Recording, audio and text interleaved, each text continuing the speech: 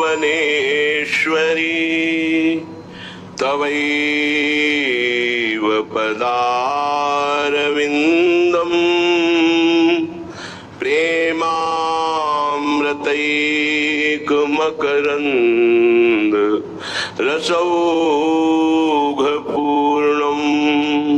हृद्यर्पितं मधुपते स्मरतापमोग्रं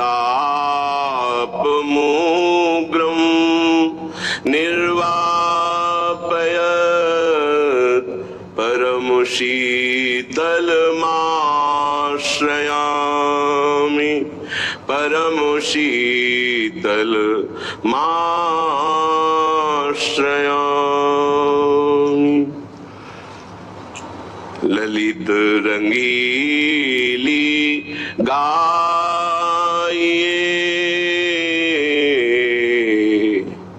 रंगीली गाइए,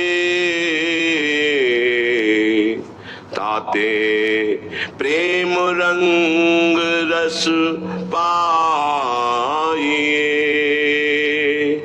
ताते प्रेम रंग रस पाइए। राधा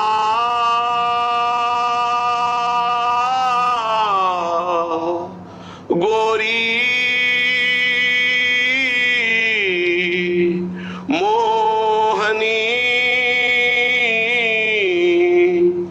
नवल किशोरी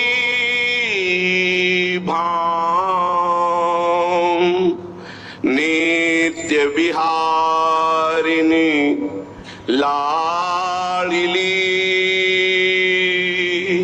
अलबेली वरबाम श्यामा प्यारी भावती नागरी परम उदार वृंदा विपिन विनोदिनी कुंजन मणि सुकुमार मृगनयनी गजगामिनी पिकुबैनी नवबाल अति सुंदर मृदुहासिनी चंचल नयन विशाल कुंज कामिनी भामिनी छविदामिनी अनूप पियहि मोद प्रकाशनी चंद बदन रस रूप रसिक रंगीली रंग भरी रही लाल उर्पूरी पियहि लड़ावन सुख लड़ी प्रीतम जीवन मूरी मन हरनी मेरी स्वामिनी मन हरनी सुठी सोहनी नवल छबीली भांति वृंदावन जगमग रहो अंगन की छवि कांति कुंज विलासिनी दुल्हिनी आनंद रूप निधान सखियन मोद बढ़ावनी पिय प्राणन के प्राण हित ध्रुव ये नामावली जो करी है उर्माल ताके ही दिन ही बसे नेही मोहन लाल ललित रंगीली गाइए ताते प्रेम रंग रस पाइए। प्रभु को आज तक किसी ने भी प्राप्त किया है तो प्रेम से प्राप्त किया है। अगर किसी को मोक्ष प्राप्त हुआ है तो प्रेम से ही। आत्मरति, रति कहते हैं प्रेम को। ज्ञानी को अभेद आत्मरति प्राप्त होती है और भक्त को अभेद होते हुए भी भेद प्रेम रति प्राप्त होती है। प्रेम के दोनों स्वरूप हैं, प्रिया प्रीतम, श्यामा श्याम। इनको बिना प्रेम के द्वारा न देखा जा सकता है न पाया जा सकता है, और प्रेम सबसे दुर्लभ वस्तु है। प्रेम प्राप्ति के लिए मरना होता है, मैं को मारना होता है, मन को मारना होता है, इंद्रियों को मारना होता है, संपूर्ण जगत से अपनापन हटाकर एकमात्र आराध्य देव में जहां अपनापन हुआ तहां प्रेम होता है। अपनापन अपनी तरफ से प्रभु के लिए संपूर्ण व्यक्ति वस्तु स्थान से समेट कर वहां लगाना होता है, यही साधना होती है। फिर जो रंग आता है वो आराध्य देव की तरफ से आता है। संपूर्ण शरणागति आराध्य देव की तरफ से स्वीकृत होते ही वो दिव्य आनंद में डूब जाता है। दिव्य आनंद की प्राप्ति तक साधक को बहुत ही जलना होता है।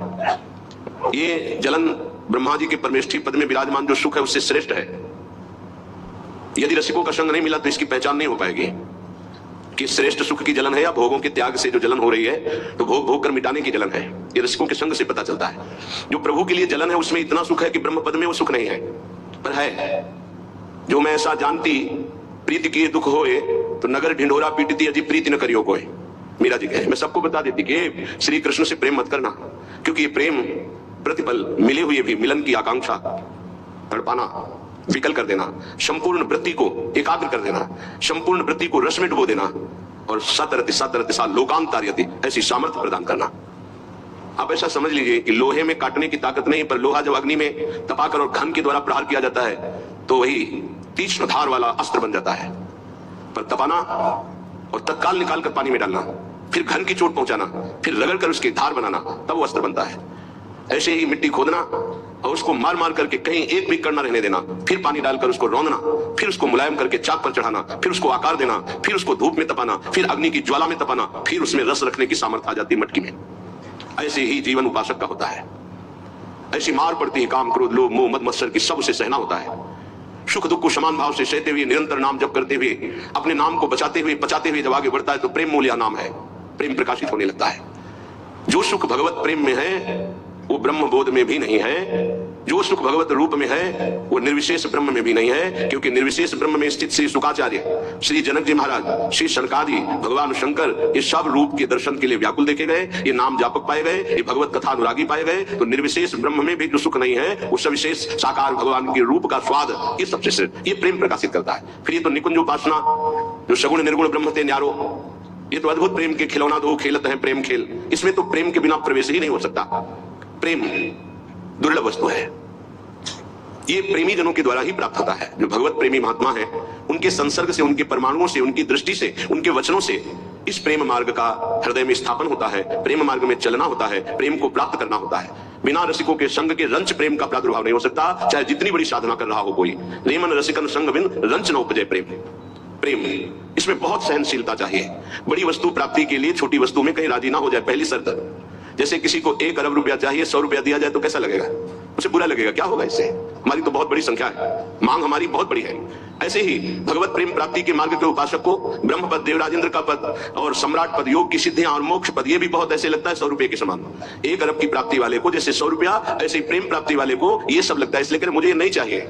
दीयमानम न ग्रहणंति, देने पर भी वो नहीं लेते। बिना मत सेवनम जना, बिना मेरी सेवा के वो ये परम पद भी नहीं चाहते, मोक्ष भी नहीं चाहते। इसलिए पहले तो उपासक को यह समझना है कि हमें चाहिए क्या। भोग मिला भोग भोग लिए, जैसी वृत्ति हुई वैसे ही चल दिए, जैसा मन आया वैसे ही क्रीड़ा कर रहे हैं। तुम्हारा लक्ष्य क्या है? प्रेम। इतना महंगा है प्रेम, प्राण दिए यह प्रेम न पहिए, ऐसो महंगो आय सखीरी।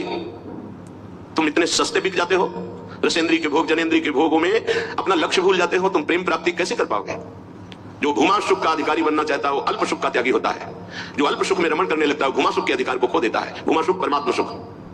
जिसकी बुद्धि इतनी प्रवीण है कि हमारा लक्ष्य है प्रेम, तो प्रेम के आगे कुछ नहीं, कुछ नहीं चाहिए, प्रेम चाहिए। वो उपासक बिना किसी हिचक के, बिना किसी भय के, बिना किसी प्रलोभन के वो भगवत प्राप्ति कर लेता है। वो प्रेम प्राप्ति का बस दृढ़ निश्चय चाहिए, फिसलना नहीं है, ये ले लो ये ले लो, नहीं नहीं मेरा तो लक्ष्य प्रेम है, इससे क्या होगा। पर ऐसा नहीं है, वो प्रेम तो बाद में मिल ही जाएगा, पहले हमें भोग भोग लेते हैं। बस यही त्रुटि जीवन को नष्ट कर देती है। यही कमी हमारी हमको आगे नहीं बढ़ने देती। नहीं, परमार्थ में थोड़ा भी नाम जप करने वाला, थोड़ी भी साधना करने वाला, उसको अनुभूतियां होने लगती है। चल चला चल रहा हमें अनुभूतियों का ले सहारा, कौन तेरा साथ देगा, व्यर्थ में किसको पुकारा। परमार्थ के पथिक का कोई और साथ नहीं देता, उसकी अनुभूतियां साथ देती है। अनुभूतियां आए नहीं तो धन साथ देगा, व्यक्ति साथ देगा, शरीर साथ देगा, रिश्ते नाते साथ देंगे। ये सब काल के गाल में दबे हुए हैं, ये क्या साथ देंगे। कालातीत पुरुष हमारा साथ दे सकता है, वह भगवान, वह भगवान के प्रेमी जन। इसलिए बहुत सावधानी पूर्वक सत्संग सुने, और इस जीवन का चरम लक्ष्य है प्रेम। उस प्रेम को हम प्राप्त करने के लिए कमर कसें। श्रीपाद प्रबोधानंद जी महाराज कह रहे, किम नो भूपैः किम नु देवादिभिर्वा स्वाप्नैश्वर्योत्फुल्लितैः किंच मुक्तैः शून्यालंबैर् वैष्णवैर्वापि किम नः श्रीमद्वृंदा काननैकांत भाजाम्। हमको इन राजाओं से, राजपदों में बैठे हुए जनों से क्या प्रयोजन है। क्या ये संतों के पास नहीं जा सकते? क्या इनका अधिकार भगवत प्राप्ति नहीं? नहीं, इनके मन में भगवत प्राप्ति की कहीं किंचन मात्र लालसा नहीं। पद और प्रतिष्ठा, भोग और ऐश्वर्य, नाम और कीर्ति, बस इतना ही लक्ष्य है। इसलिए प्रेम मार्ग के उपासक को कभी इनका संग नहीं करना चाहिए। हाँ, कोई महाभागवत और पद पर विराजमान और भगवत भजन में लगा हुआ, भगवत प्राप्ति की लालसा वाला, उसका हृदय से स्वागत करना चाहिए। ऐसा नहीं कि कोई हो ही नहीं सकता। अम्बरीश जी महाराज चक्रवर्ती सम्राट और महाभागवत, बड़े बड़े महाभागवत राजा हुए। दशरथ जी महाराज चक्रवर्ती सम्राट, वैसे महाभागवत कि भगवान उनके पुत्र श्री राम के रूप में आए। तो जो भगवान से विमुख है, केवल पद का ही अभिमान रखता है, राजपने का अभिमान रखता है, भोग ऐश्वर्य में घमंड में है, ऐसों का संग कभी भक्त को नहीं करना चाहिए। अभिमान इनते न्यारे, भूत भविष्य लोक 14 में भये होए हरि प्यारे, 300 व्यवहार हमारो, अभिमान इनते न्यारे। किम नो भूपैः, मुझे क्या प्रयोजन है। एक ब्रज के भक्तों के चरित्र में आता है, एक संत की कुटिया पर राजा दर्शन करने के लिए गए, तो वो भिक्षा मांगने गए थे। दूर से उन्होंने देखा बड़ा राजा का वैभव, हाथी घोड़ा